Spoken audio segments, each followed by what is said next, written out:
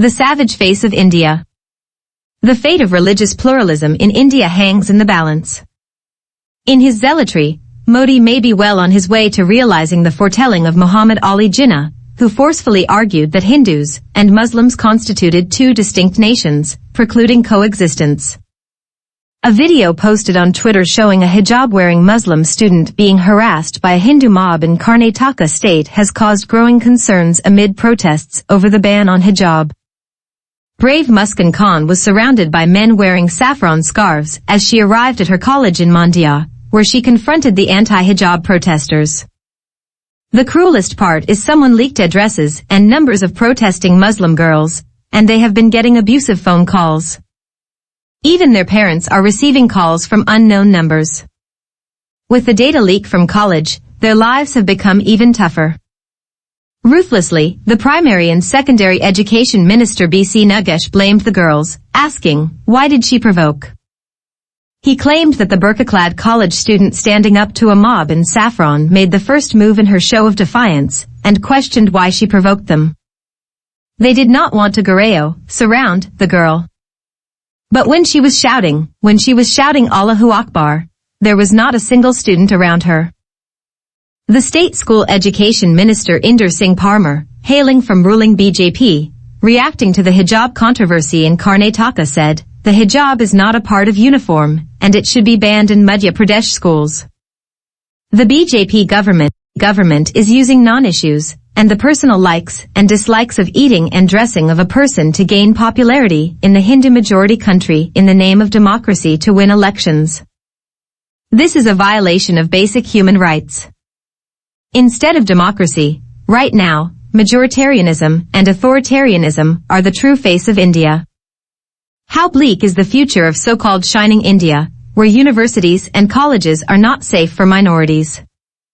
On Twitter, Santashri Dilipati Pundit, the newly appointed Vice-Chancellor of India's Jawaharlal Nehru University, has supported calls for genocide and attacks on students and farmers.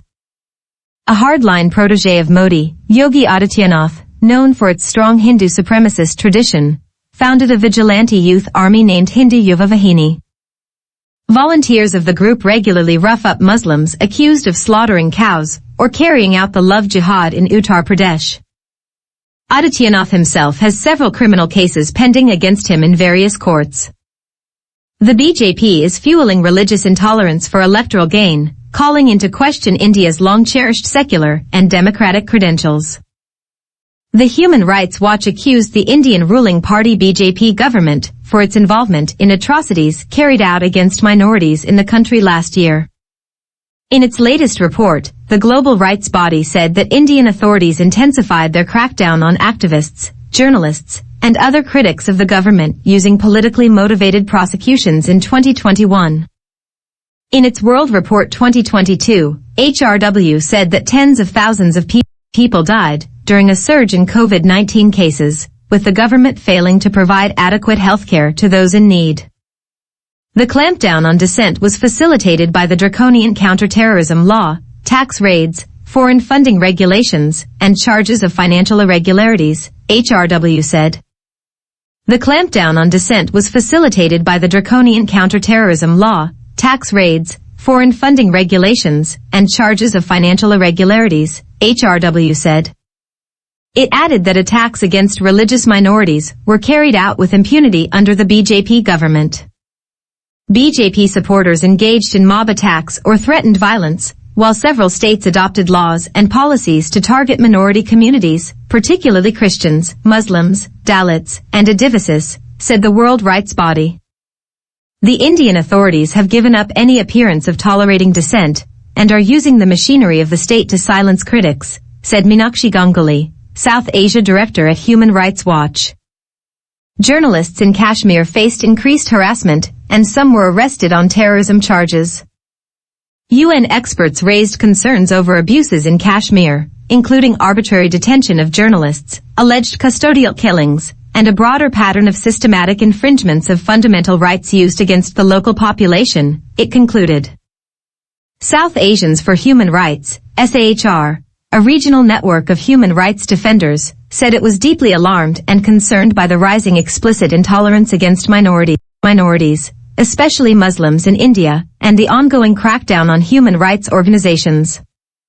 In a statement, SAHR said, "In recent times, India's vibrant democracy has been seeing an alarming process of dilution by the rise of xenophobic nationalism and threats to religious minorities who are being pushed steadily and deliberately into becoming second-class citizens in their own country."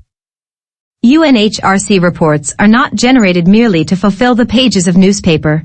These must be serious concerns for the global community, Islamic countries and international bodies.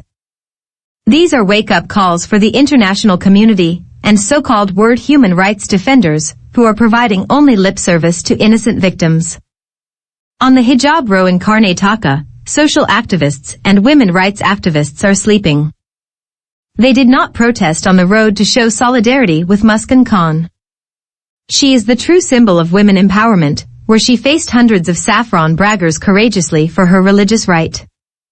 Unfortunately, the global community, especially Western countries, might fail to address these atrocities of India and ignore the pains of millions of minorities suffering in India just because it can be global economic and strategic hub to counter China. They can criticize their rivals, but cannot stop their ally from violating basic human rights. The U.S. State Department's religious freedom designations listed 10 countries as CPC, or in the red list, including Pakistan, China, Iran, Russia, Myanmar, and Saudi Arabia. While despite USARF's recommendations last year to list India as a CPC, the U.S. State Department has turned down the recommendation to enlist India on its red list or CPC. The burden will be always on the world's conscience as a hypocritic and double-standard world, where there is no safety for Muslims in India because they are minority, where they cannot safeguard their basic human rights. This is the time for world to realize the terrorism in India.